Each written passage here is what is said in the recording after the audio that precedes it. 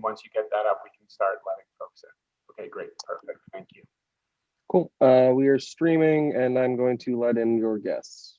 Great. Oh, and just make sure to make Dr. Rothman co-host as well, so she doesn't need to. Yes. Unmute herself. Did you want to start with? You can just let folks in. It's okay.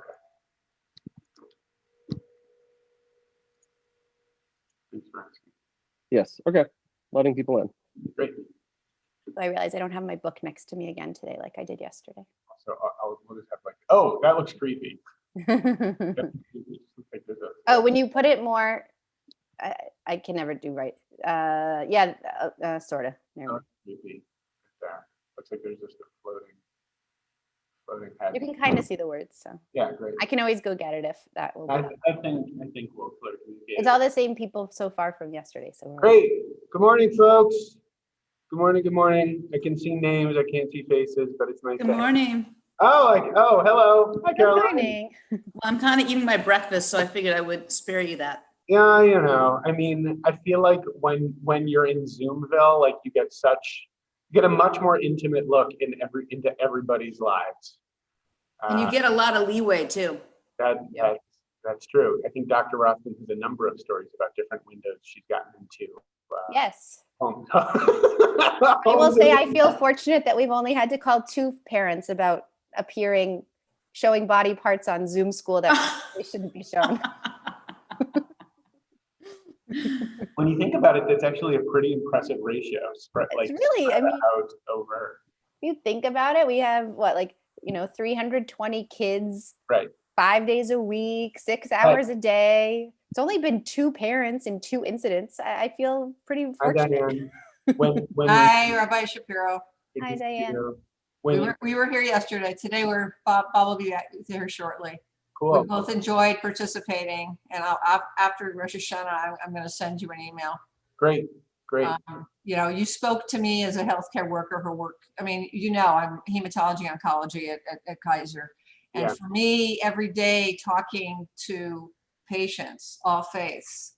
When you talk about resilience, you talk about in the moment, you talk about the importance of meditation and of embracing life. I mean, that's what they're doing, and that's what I'm doing and trying to help them with. That's great. So, and I think this year in particular, because of what's happening between COVID and now, Zichron Livracha, with Ruth Bader Ginsburg's passing, I think we're all feeling challenged. It's definitely not an easy time, and I agree. I think that's part of why Dr. Rothman and I thought it would be important to sort of offer this framing in terms of what we're talking about over these days, because I do think this is stuff that benefits. I think we said this yesterday too, right? That benefits all of us, and particularly in challenging times is critically important. And people who in our congregation who've had recent deaths too. Yeah. I have among them one of my friends. Yeah. Who lost an adult child. Sorry. Terrible. So with that, let's move into the slides, Lucas, when you get a chance. I'm sorry, by the way, just on a very practical note, Dr. Rothman told me that apparently the timing for this wasn't necessarily clearly communicated. So I'm sorry about that. If there was confusion for folks, we're starting at 9:30, not 9 a.m. So I'm sorry if that was unclear. But here we are. I'm glad you guys are here. So again, we are talking about building our spiritual strengths. You guys were here yesterday, so we don't need to get into the whole framing of it. Just I'll say very, very quickly, riffing on this book written by Dr. Lisa Miller, who's not a rabbi or an educator. She's a research psychologist who's done a lot of research into spirituality, has found that it is something that's biologically innate, has found that it is something that helps with resiliency and wellness, and optimism, and all kinds of other just sort of core components of what it is to live a healthy, integrated life. Actually, Lucas, can you hop over the next slide, please? Again, big thanks to Lucas for giving us the tech support today. So just to refresh everyone's memory, this is the definition of spirituality that Dr. Miller is working with, that spirituality is an innate sense of relationship to a higher power that is loving and guiding. And the word we give to this higher power might be God, nature, spirit, the universe, the creator, other words that represent rather a divine presence. But the important piece is that spirituality encompasses our relationship and dialogue with this higher presence. So again, those two components. One, that there's something bigger than us, right? We can call it lots of different things. In our own tradition, right? There are dozens and dozens of names for God, right? We know this, that we can refer to the divine through any number of names, attributes, all sorts of ways of thinking about what God is, and that the experience of spirituality is relational, that there's a dialogue there between us and the capital S something that's bigger than us. And I'll resist the urge to go into a full-on Buber tangent, but as Norm Green was saying yesterday, yes, there's a very strong overlap with the 20th century philosopher, theologian Martin Buber there. I think that'll be, I don't know where that's going to go. That's going to go somewhere. There'll be a teaching or a drosh at a later date. So stay tuned for that. But yeah, that's the definition of spirituality that we're exploring. Luke, let's go ahead to slide 5, please. Thank you. So again, one of the things that Dr. Miller does in the book is she lays out that there are 7 different spiritual strengths that we can work on, develop, hone, that help enhance that sense of that experience of what spirituality is, that spiritual relationship.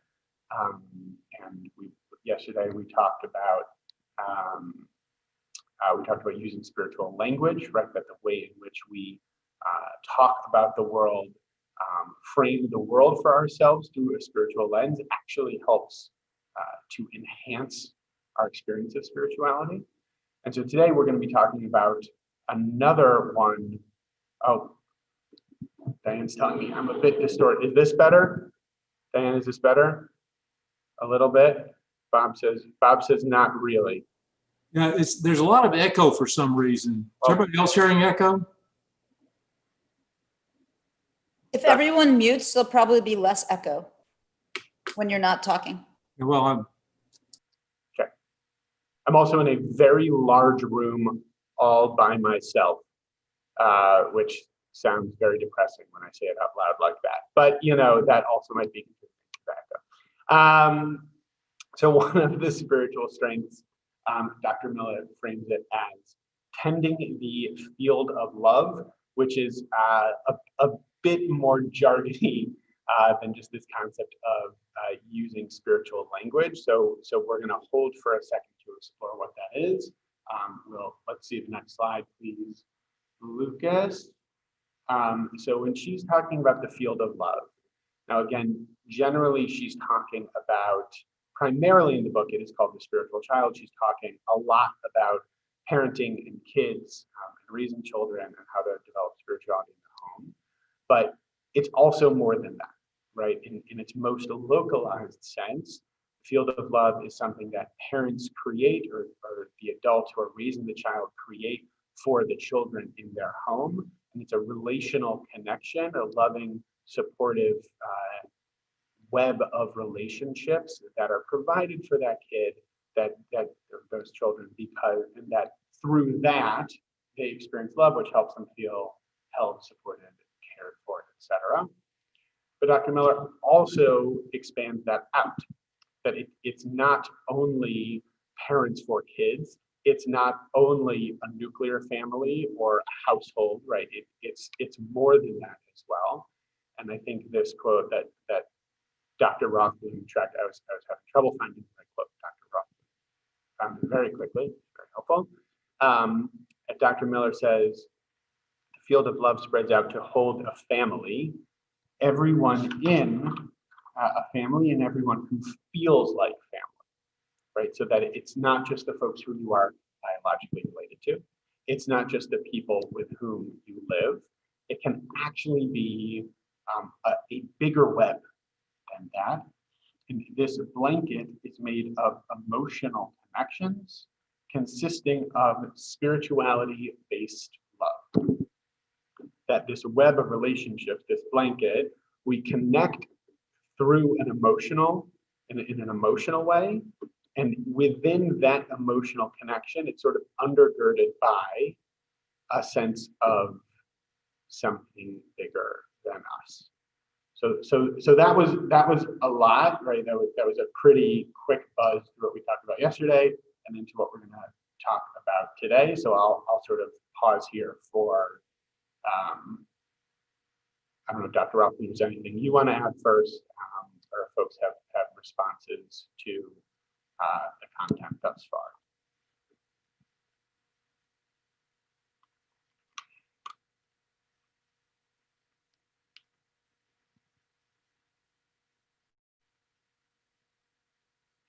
Good? Yeah? Carolyn, still eating breakfast? Yeah? Okay. Good.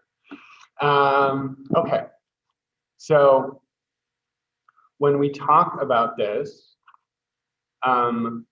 we know this actually as Jews, right? We already know how important it is to have love as a core experience of what it is to be living in the world. And we see that in a primary relationship. And here I'm going to get a little more theological and into the liturgy a bit. But before I do that, I'll layer in one more piece, which is that, Dr. Miller here says emotional connections consisting of spirituality-based love. What I want to also tilt towards a bit today is not just the concept of love as a feeling, but love as an action, right? That it's not just something you have a sense of, oh, I love you, isn't that great, and I go about my day. If I'm experiencing a sense of the emotion of love towards a person, that compels action, right? If I say to my wife, oh, I love you so much, and then I leave the house for the day and I don't help with the dishes and I don't do any, I don't show care or support for her, she can say, well, that's very nice that you're saying that, but where's the action to back that up, right? That it's more than just a feeling. If it's really love, there has to be an accompanying action, probably actions, probably more than one, right? I don't know what a loving relationship would be that it would only take one action. That would be an interesting question. But that there's something accompanying that in terms of what you're actually doing, right? So Lucas, let's see the next slide. You guys probably know this. Oh, the Hebrew got a little bit Google Slides, you garbled my Hebrew a little bit. It's all very close together because you want to say it very quickly. So this line, you guys know it well, right? From the first paragraph after the Shema, V'ahavta et Adonai Elohecha b'chol levavecha v'chol nafshecha v'chol me'odecha, right? So two pieces I want to notice here. Loving God with all your heart, with all your soul, with all your might.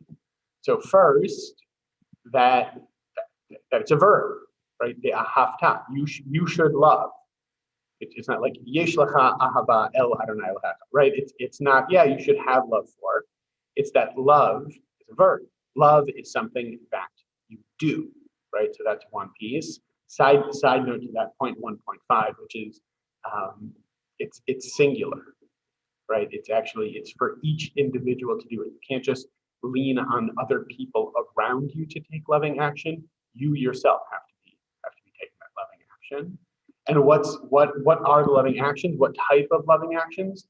There's multiple types of loving actions, right? With all your heart, with all your soul, with all your might, through these different attributes of who you are. Those are the loving actions that you need to be taking, right? With all your might, right? With your body, with your physical actions, with your lev, with your heart, through your emotions. Folks, if you guys have heard me say this probably more than once, lev in the biblical Hebrew, heart is the seat of both intellect and emotion, right? So a sense that it's with your thoughts and it's with your feelings, and with your soul, right? With that really deep experience of the world. I see Tally's asked, it popped up real quick in the chat. She asked, does loving God with all your might pop up again? I don't know off the top of my head. I don't necessarily think so. Don't quote me on it, and we can take a peek at that after. That's an interesting question. Other thoughts? Yeah. This doesn't exactly answer Tally's question, but I think just to draw upon what you're teaching, there are other places in the Torah where we see that loving is an action. So I don't know if it says with all your might again, but I do think of with all your might as being maybe more tangible than with heart and soul. And I think about the commandments in Devarim around like loving the stranger, loving your neighbor, like how we act towards others as being acts of love. Yeah. And so while meodecha may not show up again in relation to love, I think the category of loving action for sure repeats. Yeah, absolutely. This sort of action-oriented way of looking at, I guess, not just spirituality, but everything that why we're Jews even is always has resonated with me a lot. I remember when Sarah, my oldest daughter, I think she was at Hebrew high school or something, and they came back with some reading. And it was really, this was the message. It was all about what does it mean really to believe in God? You know, that idea that's very, very difficult for many of us and for kids. It was more not about this, just a belief that you believe and you pray, but it's that it's really more about the action, and that so it's about the steps that you take that somehow represent what that belief would be. And I think it's a lot easier for people to understand spirituality in terms of actions, actually. I mean, actions always, as you say, they say more than words, right? Actions speak louder than words. So I think it's a really nice construct. Yeah. The thing that comes to mind as you're saying that for me is, we were talking about Sinai yesterday, right? Over the course of the narrative at Sinai, there's that pretty well-known quote when Bnei Israel say "Naaseh b'nishma," right? That we will we'll take action, and then we'll hear, understand, internalize, right? Sometimes there's actually a different phrase for that in the recovery communities. It's called acting your way into right thinking, right? You're not going to necessarily feel like doing the right thing all the time. It doesn't matter, right? That actually, if it's the right thing to do, if it's the loving thing to do, guess what? You're going to do it, right? If you're connected to that person, higher power community, right? If I only woke up early to change diapers every time I felt like changing diapers, I would change far fewer diapers, right? So even if I don't feel like it, I still have to do it. And through that action, I show loving act, right? I show love, and then it actually deepens that love, right? So I'm with you on that, right? In terms of how that can toggle back and forth. Yeah. Other thoughts, questions? Yeah, Dan. Yeah. I think the idea of love as action to me resonates on many levels, because it's also reaching out to people we know who may need help but are hesitant to ask. So like we have some older friends who we've done drop-offs, who we've provided transportation to. I know my son in Israel has done, they take turns on the kibbutz doing deliveries of food to people in the community who are in need that are identified by the municipality. And he did this literally the night after there were some, they live near Gaza on a kibbutz. And the night after there had been some balloons. And I'm like going, this to me is resilience, is that you're focused on the action of love rather than a possible risk. And I think with COVID even, again, it's like we wear our masks, we wash our hands, but if we can, if we're physically and mentally able, that it's really important, whether it's our family or whether it's someone in the community in need. You know, that just really resonates. Yeah. You know what that made me think of, Diane, also? I do think that the act of showing love to someone can often push us outside of our own comfort zone, right? And I guess what I started thinking about when you first started talking was the way that so much bad behavior gets couched in religion. So like, I'll go historical instead of, modern day, but like the way that like slave owners justified their slavery through their religion. And so also like just the ways that we also need to be mindful that like when we show love, it can't just be in our own bubble or in our own comfort zone, like that we have to push ourselves that truly to love. Like I'm thinking about now, like if you're using all of your heart and all of your soul and all of your might, it means that you have to do things. It can't just be when it's convenient. Yeah, and to which I would also say, I think the question of integration here for me is really relevant, right? That there shouldn't be cognitive dissonance, right? Saying, oh, I'm gonna think about having love for you, but I'm not gonna match it with my actions, right? Or I'm gonna say I'm spiritually connected to a sense of love, but I'm not gonna follow through on that, right? No, that's not what this pasuk is saying. This pasuk is saying, right, and here it's framed in the context of a relationship with God, right? And that's one type of relationship. That's part of what, right, a key component of what Dr. Miller's talking about. But I think we can think about this. You're hearing me do it in terms of, right, spouse, kids, etc. I think we can definitely extrapolate that out in terms of thinking about the different relationships we have.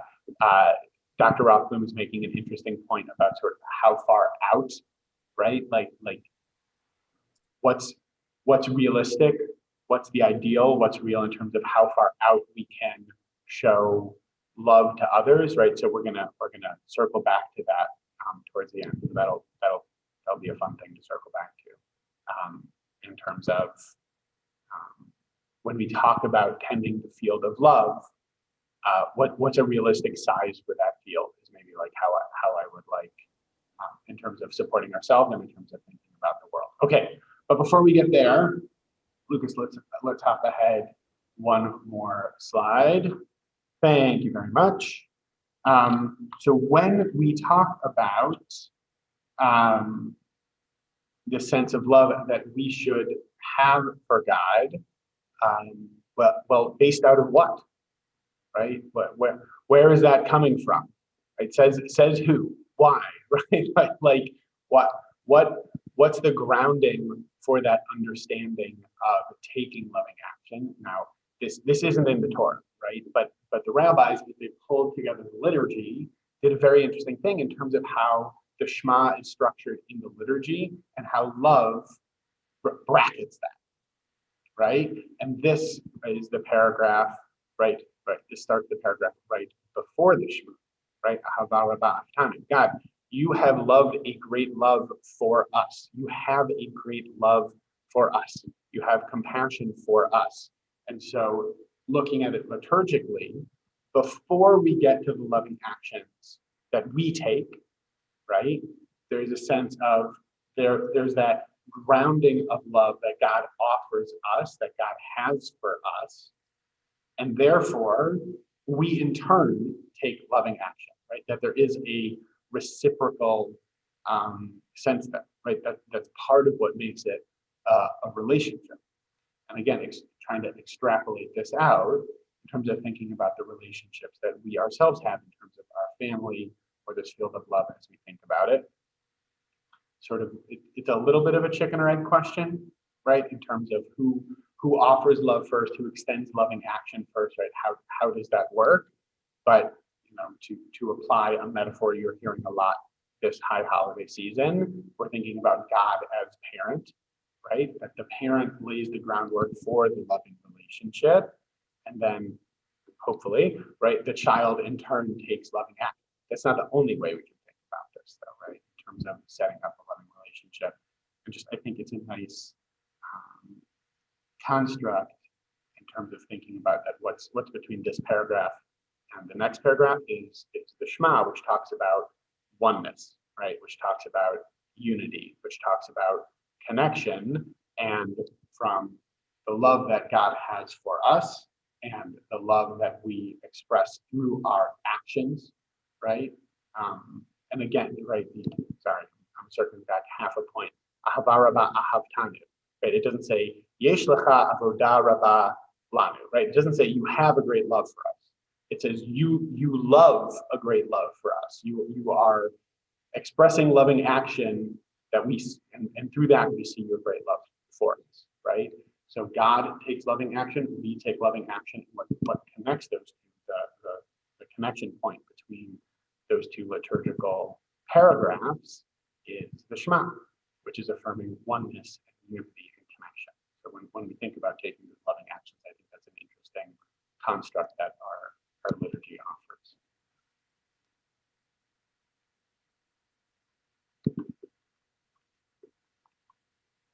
Thoughts, reflections. Bob and Diane are having a chat. I wonder what they're saying to each other. Bob's hungry.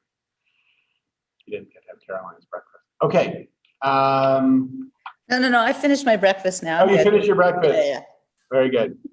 What'd you have? It was just a bagel with some cream cheese on it. What can I tell Oh. you? Yeah. Very, very. What else to start the new year with a bagel and cream cheese? Very good. Okay. Let's hop ahead one more slide. Okay. We did this a little bit yesterday. Let's give it a shot again now. These shouldn't be just intellectual concepts, right? These should be things that we can internalize and see in our own lives. We cycled through a couple of different versions of what this prompt might be. So we'll see if this triggers something for you guys, and if not, we got a couple more on hand, but this seemed to be, excuse me, an apt one for what we're talking about. Tell a story about a time you felt held by your field of love, right?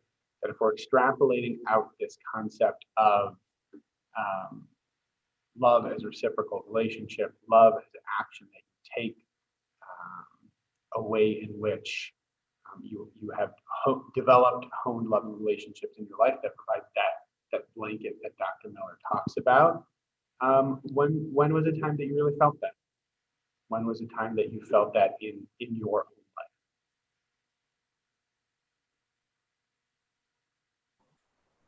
So Erica told her story yesterday about the slide and, just the joy you get from watching your kids experience joy. And so you made me just think about this just a couple days ago. So my kids are all dispersed, but they're it feels really, really good to me right now because they are all in a good space despite very, very difficult spring. I was on the phone. I was driving home late from work with two of my daughters, and three of us were talking together. And I don't remember what it was, but one of my daughters just responded in this very kind of funny way to the conversation. And my younger daughter and I just cracked up laughing. And then all of a sudden, all three of us were laughing. Just, it's that kind of like silliness. And that was the field of love. I mean, that really is when you just have this outburst of natural sort of just laughter that has kind of no boundaries around it.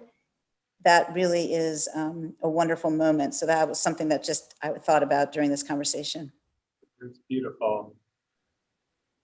Brings a smile to my face just hearing about that. That's really, really lovely. So you're with your kid. It's been a rough, really, you had a rough couple of months. It's been a rough couple of months, right?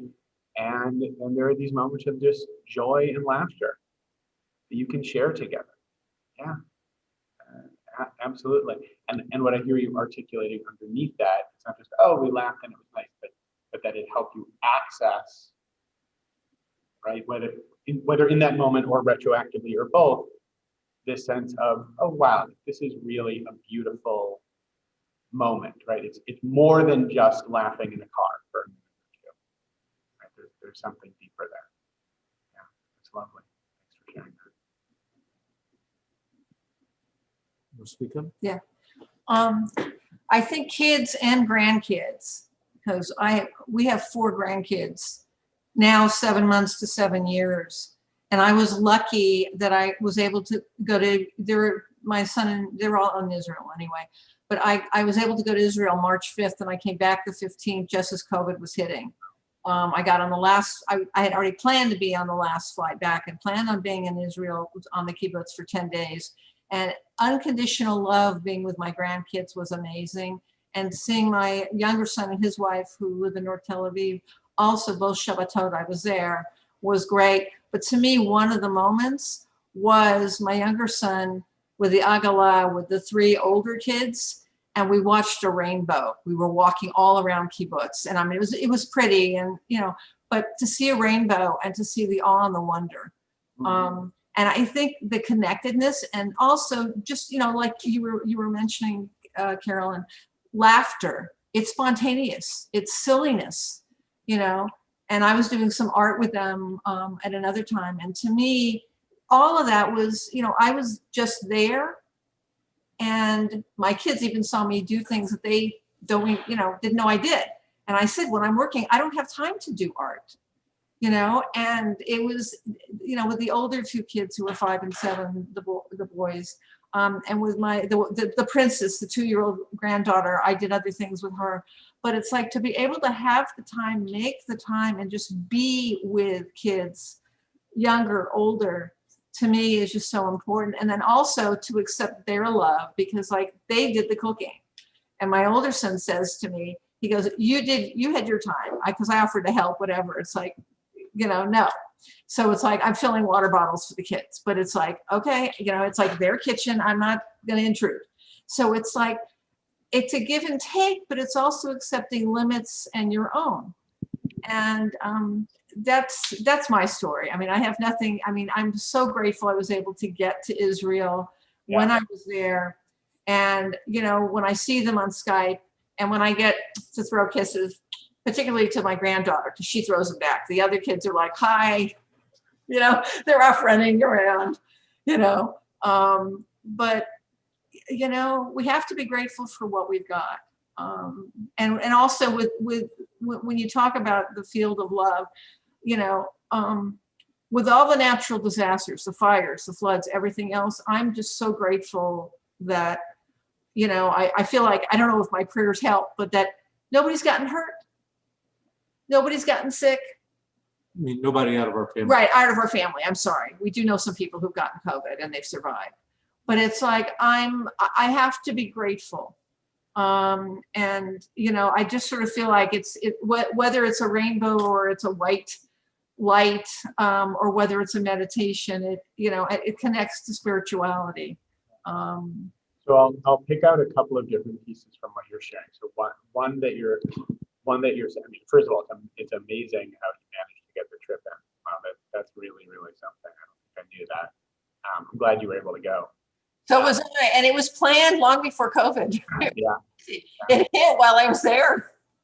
Yeah, that's crazy. I hear a couple of things. One, I certainly hear you talking about that web of family relationships.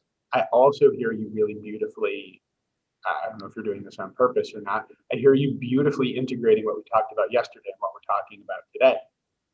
right? That when you're telling this story, when you're sketching out this narrative, how Yeah. you're on the kibbutz and you're in nature and you're seeing this and you're experiencing awe and wonder and you're in that field of love, right?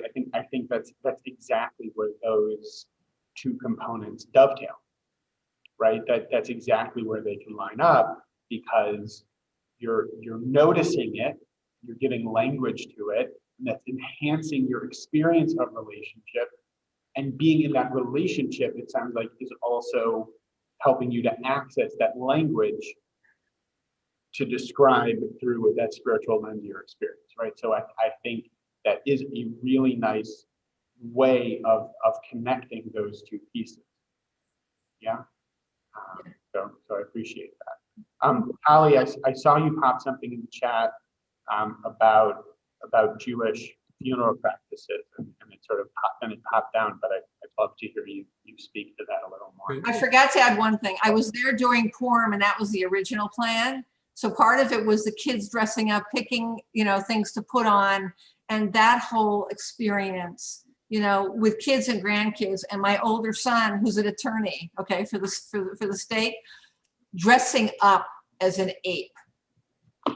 Okay, I mean, it was hysterical, and one of the kids got scared, and then they were all laughing with him. But he went around, and I mean, just all of them engaging in that. Okay.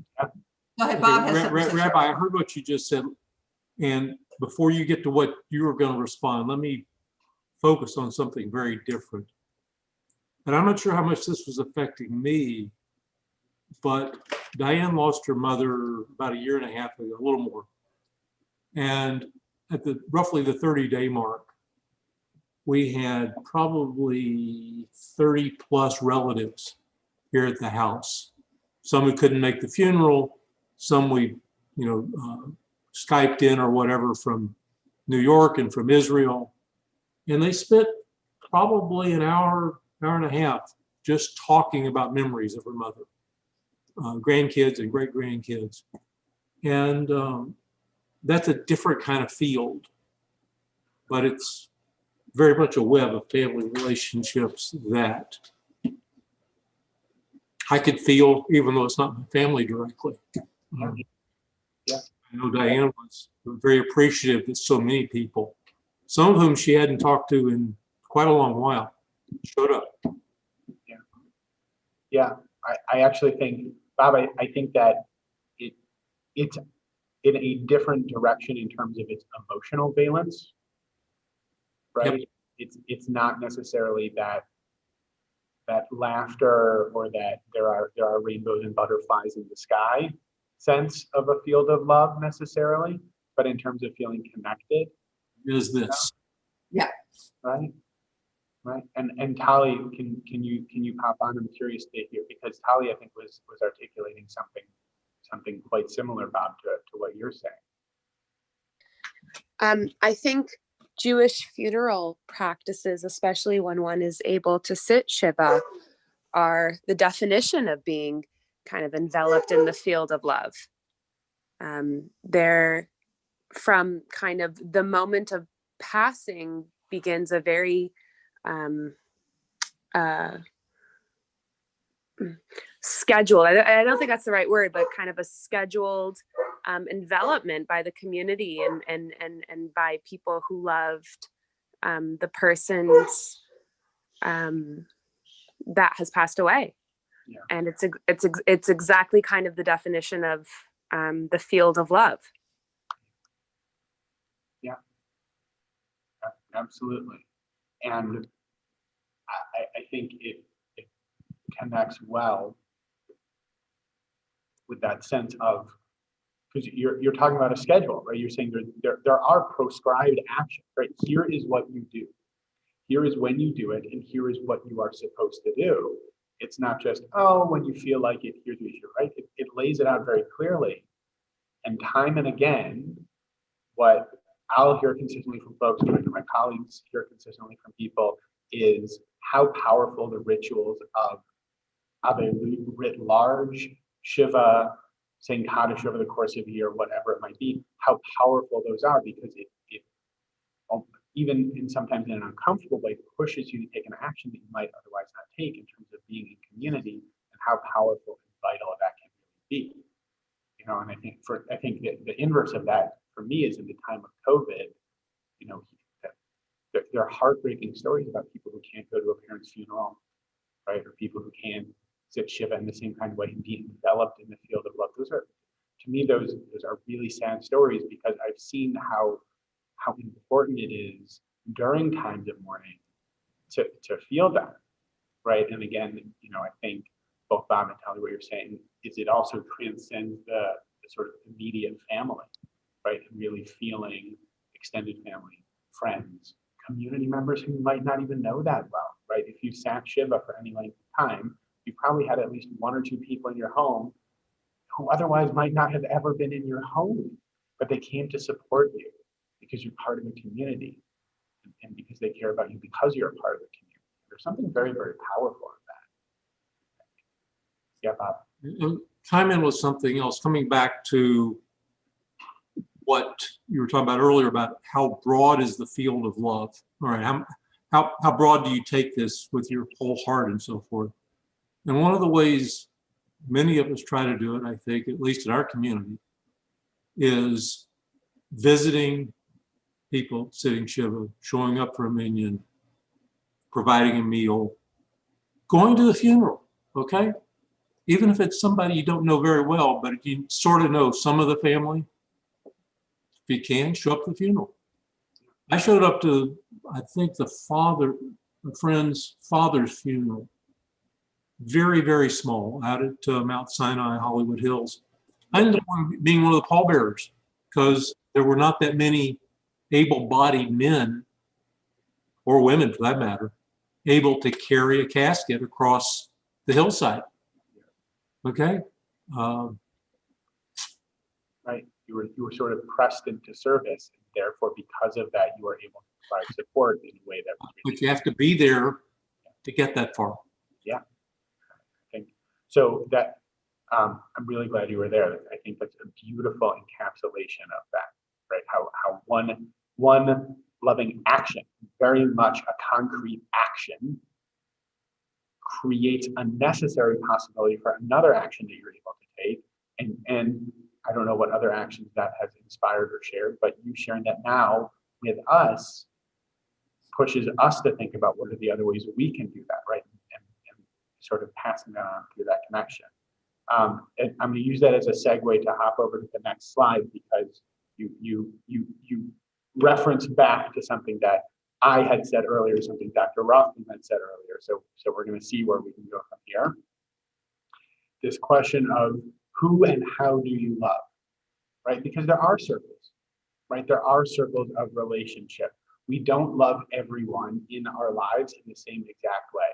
There is no way I have enough time and energy and bandwidth to provide the same amount of love that I perform for my 3 kids to all the other kids I know.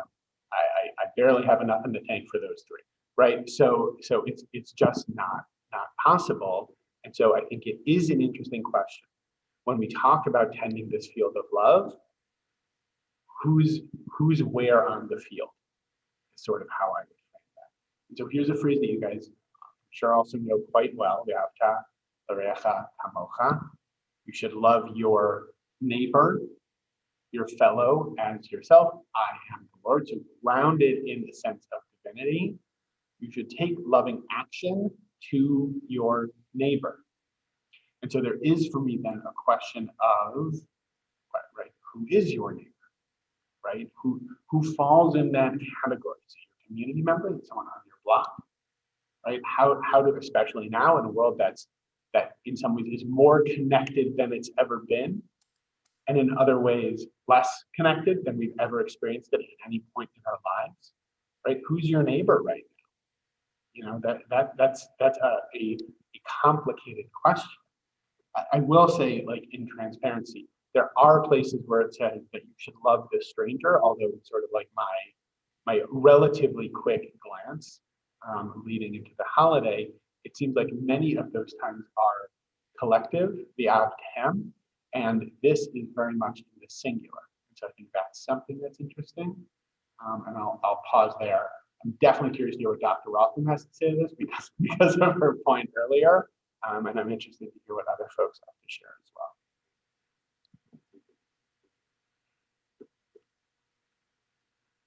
well. I'm forming my thoughts, so let others go first. Great.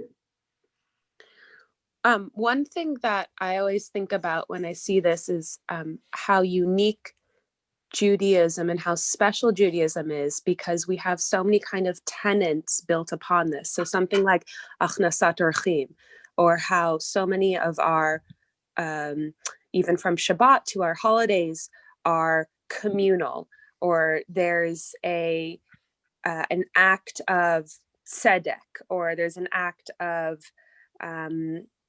to kind of from the mitzvah point to assist others. And there's something really beautiful of how it's not kind of a one-liner, it's within all areas of this kind of communal loving aspect. That you're talking about, there's a field of actions sort of undergirding what can create a field of love. We have lots of different ways in which our tradition offers us to think about building this. Yeah.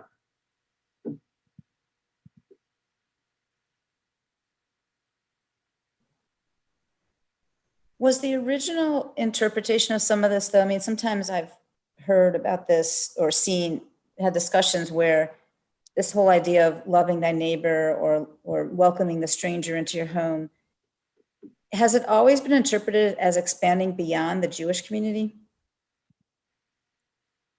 Great question.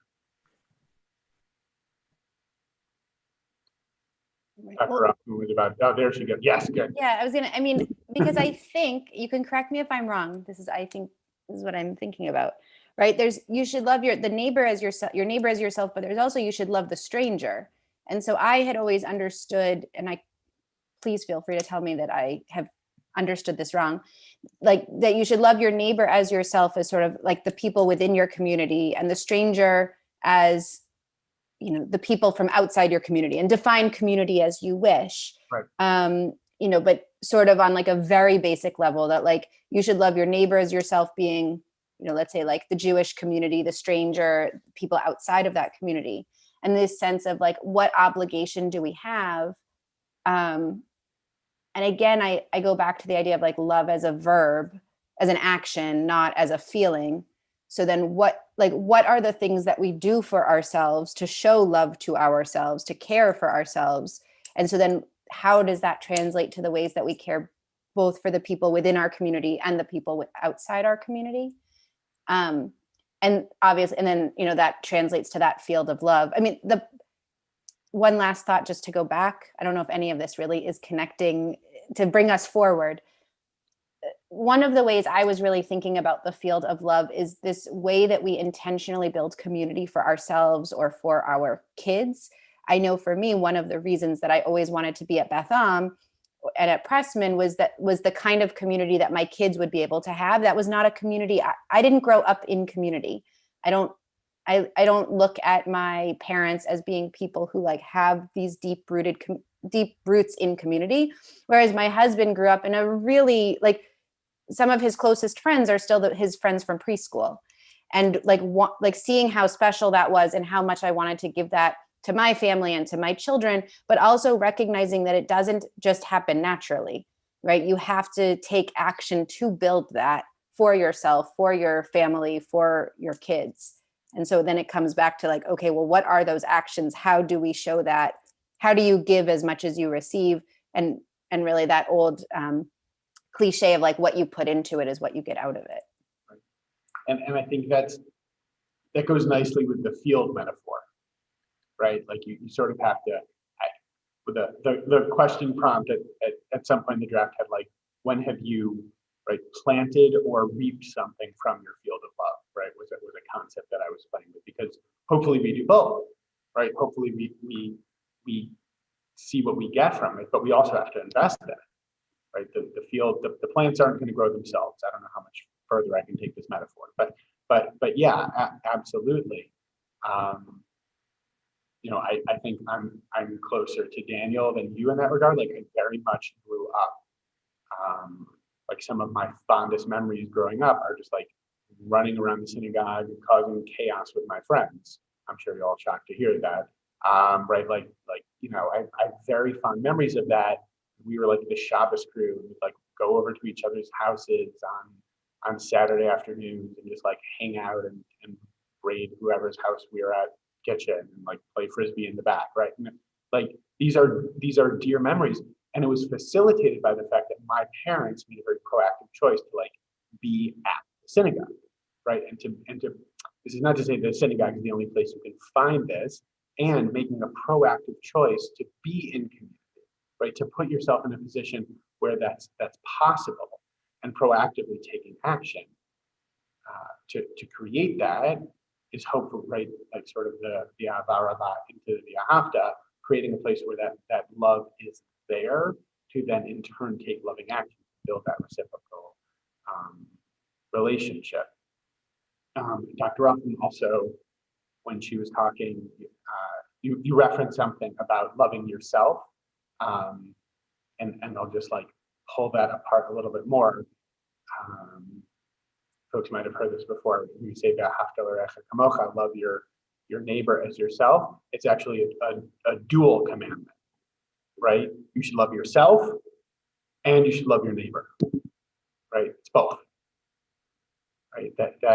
And depending on who you are, one might be easier than the other, right? You might be someone who it's easier for you to show loving action towards your neighbor, and through that you can learn about what it is to really love yourself and to be kind to yourself and patient with yourself and gentle with yourself, just as you are with your friend, so too you can be with you. And for others, it's the other way around, you know? I also, oh, sorry. No, go ahead. I was also going to say, I just think that there's a piece of this that is about, there's a piece about that's about intentionality. And I would say that right now it is more difficult to find ways. I mean, Diane, you referenced this when you said, like if we are so abled, the ways that we can help during COVID. I was thinking about this was actually a theme of what I talked about with teachers at the beginning of the school year, and how like as teachers, the ways that we usually show love, right? Like hugging the student who's having a hard day or keeping them after class to like have a one-on-one chat, that some of those actions are just much more difficult to do when you're not in person with people. And so how do you, I know Rabbi Kligfeld talked in his sermon on Friday night about the rabbi who like made a point to call more people. But like at this time when I think it's even harder for many people to muster energy or to muster light or like or I would say like harder to love yourself, then how do you also get the energy to act upon love to others? That feels like the challenge of the moment. Let's use that as a springboard into the next slide as we look to finish up.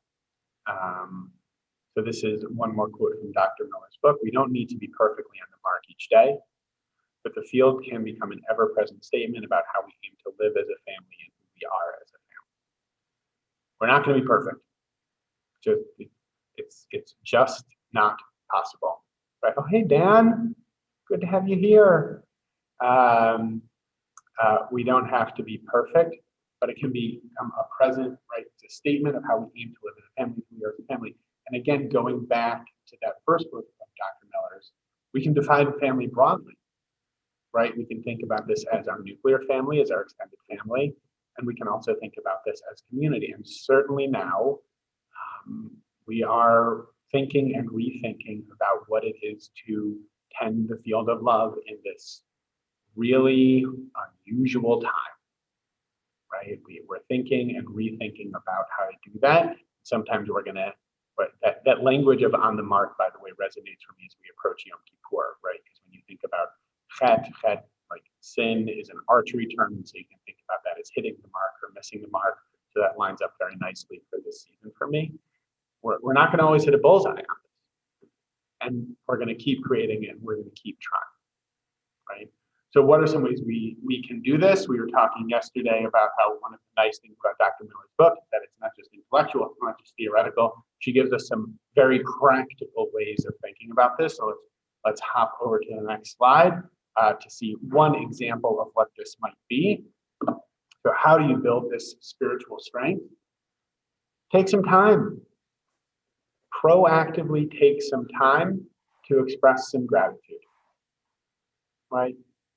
Take some time with your family, take some time with your friends and say, I'm grateful for you. I'm grateful that we have this relationship. I'm grateful that we're able to connect. I'm grateful that we are able to laugh together, that we're able to support each other, right? That gratitude really solidifies a bond. You know, when you make a proactive point to say thank you to someone and I'm grateful for you, that goes a long way. And I've definitely experienced that. Yeah. So with that, we are just about at time. And I will say, I'm grateful to you. I'm grateful to you guys for showing up today. I'm grateful to you guys for helping to make Bethlehem the community that it is. And I'm grateful to Dr. Rothman for sharing this time with us. And so hopefully we're going to keep tending this virtual field of love, and may it soon be something that we can actually tend in person. Hug to you back, Diane. Virtual hugs all around with the promise and the hope of actual hugs in person soon. So Are we going to have, Matt, you're going to have one of these on Yom Kippur as well? yes, correct.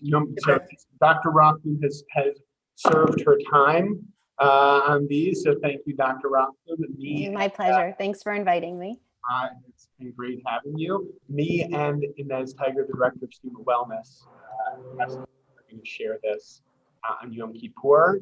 It's at 10 a.m. on Yom Kippur. I'll say that now and we'll make sure the communications reflect that accurately, but 10 a.m. on Yom Kippur, we'll be having another one of these. We'll be exploring another spiritual strength. As a teaser, we'll be talking about striving. And how to that spiritual strength. Is that going to coincide with Torah service, unfortunately, I think? If I knew off the top of my head what overlaps exactly with what, I would be a wizard. But yes, it very well might. Yeah. Okay. So the continued Zoom Choose Your Own Adventure, and hope to see some of you then. So thanks everybody. Shana Tova. Thank you. everyone. Shana Tova, everybody. Shana Tova. Bye-bye. Thank you.